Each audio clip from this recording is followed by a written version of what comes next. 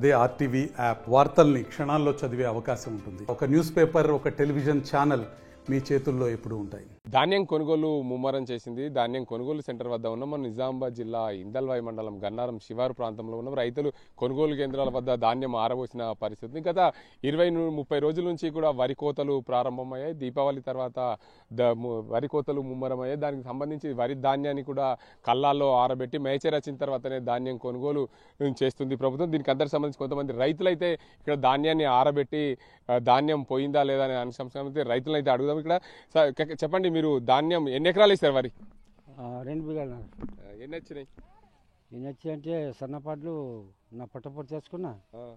ఇక తగ్గినాయి 3 ట్రాక్టర్ సగం వచ్చింది. ఎన్ని క్వింటాలు అయినాయి? ఎన్ని బస్తాలు అయినాయి? 135.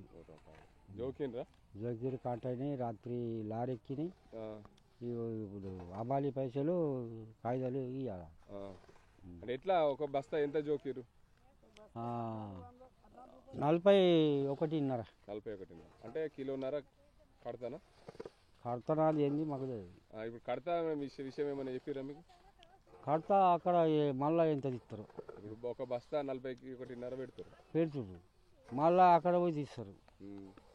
మాకు అనుమానం వస్తుంది అందులో డబ్బులు వల్ల.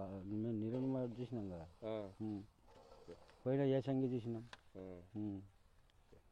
ఇక్కడ మరో రైతు ఉన్నారు, ధాన్యం ఆరబెడుతున్నారు. నిన్ననే ధాన్యం కళ్ళాలలో కోసి తెచ్చామని చెప్తున్నారు. చెప్పండి, మీరు ఎన్ని ఎకరాలు వేసారు ఇక్కడ? మేము 3 ఎకరాలు వేసినాం. ఎన్ని వచ్చినాయి? అంటే ఎన్ని ట్రాక్టర్లు అయినాయి? 2 ఎకరాలు వేసినాం. 4 ట్రల్లు అయినాయి. కొనుగోలు సెంటర్ నడుస్తుంది ఇక్కడ? కొనుగోలు సెంటర్ నడుస్తుంది, కాకపోతే ఇప్పుడు మా మ్యాచ్ రాలేదు కదా, ఇంకా నాకు కాటగాలేవు మరి. ఇక్కడ అంటే కొనుగోలు చేసిన వాళ్ళు ఎంత కడత పెడతారు? అంతే 41.5. 41.5 పెడుతుండ్రు. కిలోన్నర కట్ అవుతాయి. 41 పెడతారు కదా, మీది కిలో కట్టు సంచి కడతా. ఆ 50 గ్రాములు వాళ్ళకి వెళ్ళిపోతాయి ఎక్స్ట్రా.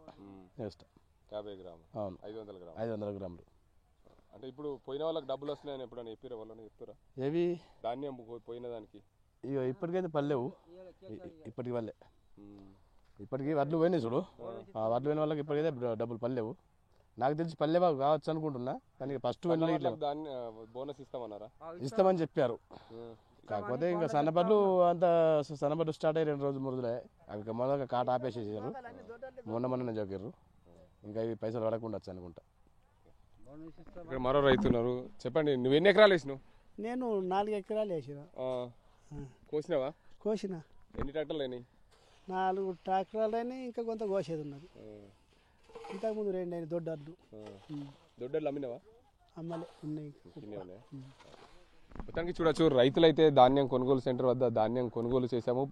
కొనుగోలు సెంటర్ వద్ద ధాన్యాన్ని అయితే ఆరబెట్టాము. ప్రభుత్వం అయితే ధాన్యం కొనుగోలుకు సంబంధించి పూర్తి స్థాయిలో కొనుగోలు అయితే చేస్తుంది. కానీ ధాన్యం కొనుగోలు సెంటర్ల వద్ద ధాన్యాన్ని ముమ్మరం చేశారు. ప్రభుత్వము కొనుగోలు చేస్తున్న కొనుగోలు సెంటర్ వద్ద 41.500 గ్రాములు ధాన్యానికి సంబంధించి జోకుతున్నారు. దీనివల్ల ఒక సంచికి సంబంధించి ఒక 40 కిలోల బ్యాగ్ 41.5 అంటే కిలోన్నర అదనంగా జోకుతున్నారు. దీనివల్ల ఒక సంచికి కడతవంగా 500 గ్రాములు అదనంగా తీస్తున్నారు మా వద్ద అని చెప్పి రైతులు అంటున్నారు. మరోవైపు ధాన్యం కొనుగోలు అయితే సజావుగా అవుతుంది. ధాన్యం కొనుగోలు జరిగిన వెంటనే రైతులకు 24 గంటల్లో ప్రభుత్వం డబ్బులు వేసే విధంగా చర్యలు తీసుకోవాలని చెప్పి జిల్లా కలెక్టర్లు ఆదేశాలు జారీ చేసినప్పటికీ పూర్తి స్థాయిలో ధాన్యం కొనుగోలు అయితే నిన్నైపోయింది. మాకు ధాన్యానికి సంబంధించి డబ్బులు రాలేవని చెప్పి అయితే చెప్తున్నారు. ఏదేమైనప్పటికీ ప్రభుత్వము ధాన్యం కొనుగోలులో కొంచెం ఆలస్యమైనప్పటికీ ముమ్మరం చేసింది. ధాన్యానికి సంబంధించిన డబ్బులు రాలేవు, కడతలు తీస్తున్నా అని చెప్పి రైతులు ఆందోళన చెందుతున్న పరిస్థితి. ఇది ఇక్కడ పరిస్థితి. కెమెరా సాజింతో గంగారెడ్డి, ఆర్టీవీ నిజామాబాద్. మరిన్ని వీడియోస్ కోసం ఛానల్ ని సబ్స్క్రైబ్ చేయండి. లేటెస్ట్ అప్డేట్స్ కోసం వాట్సాప్ ఛానల్ ని ఫాలో చేయండి. అండ్ లింక్ డిస్క్రిప్షన్ లో ఉంది.